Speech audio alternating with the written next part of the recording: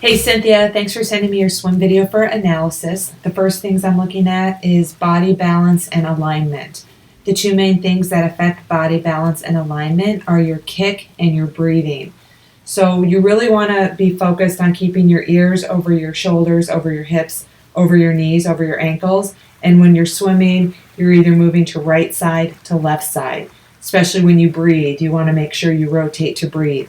So in your case, what's throwing out your alignment is your breathing. So when you enter, you are right here and then you're lifting your head out of the water, and that sometimes is pushing your hand down, causing your legs to sink.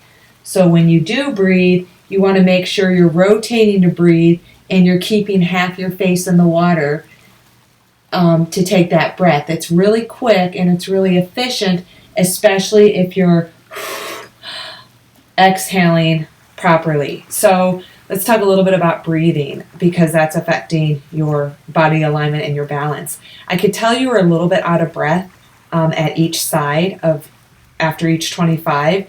Few things that could cause that. Number one, kicking too much, which I thought you were kicking ineffectively. It wasn't really propelling your body, but it was using your large muscle groups, use a lot of oxygen, so it was making you tired.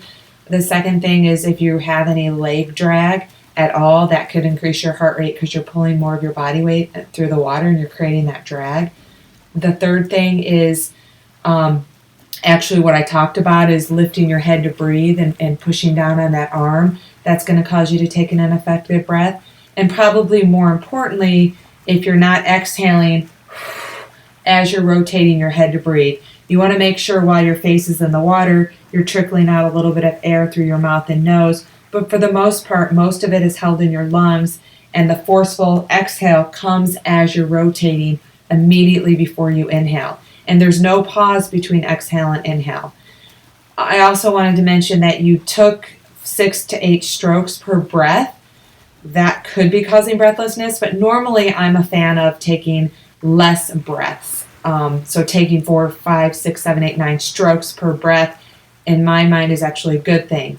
But in your case, it could initially have caused some breathlessness.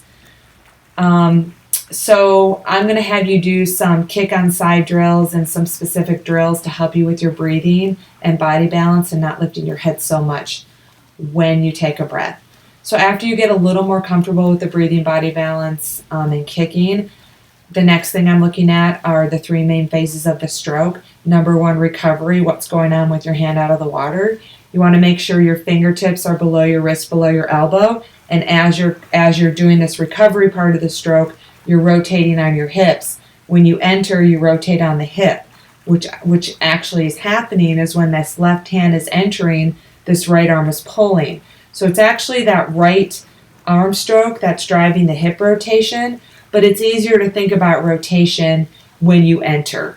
And right now, instead of entering with a nice fingertip, wrist, elbow entry, you tend to flatten out a little bit, and you're entering with your elbow and hand at the same time, and that's causing an ineffective pull.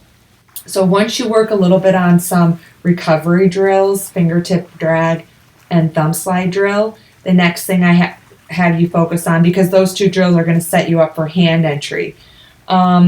Just a little bit, probably fist drill, so you can work on kind of that little bit of punch in the water, making sure your fingertips going first. The fist drill also works on that high elbow catch.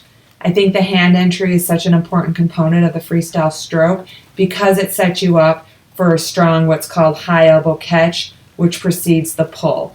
A lot of times, like in your case, when you're reaching flat and shallow, you initiate that catch flat and shallow, and then you end up initiating the pull with your elbow instead of pushing the palm of your hand behind you. So when I'm talking high elbow catch, I'm talking fingertips below the wrist, below the elbow, a little bit deeper than some instructors are going to tell you to do a little bit more shallower catch. I'm going to have you do a deeper catch. So you're going to catch, and then you're going to push the water all the way behind you.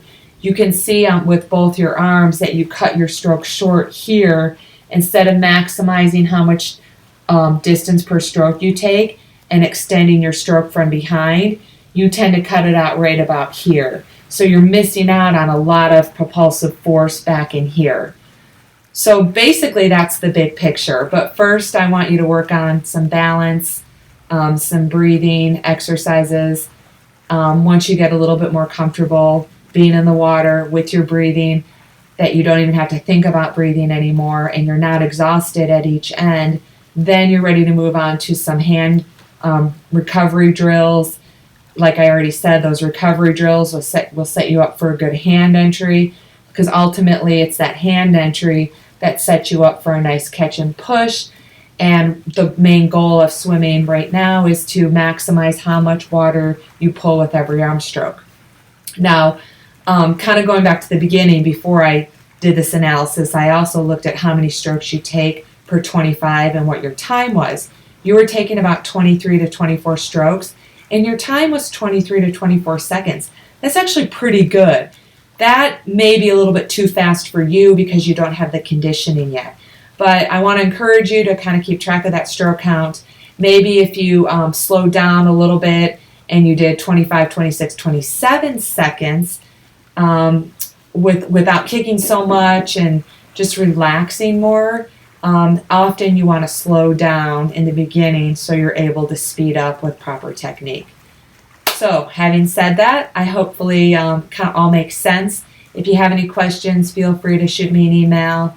You can also leave us a voicemail at speakpipe.com/endurance-hour, and we'd love to hear your progress after you do this analysis. We'd love to hear your progress. So I hope you make it a great day.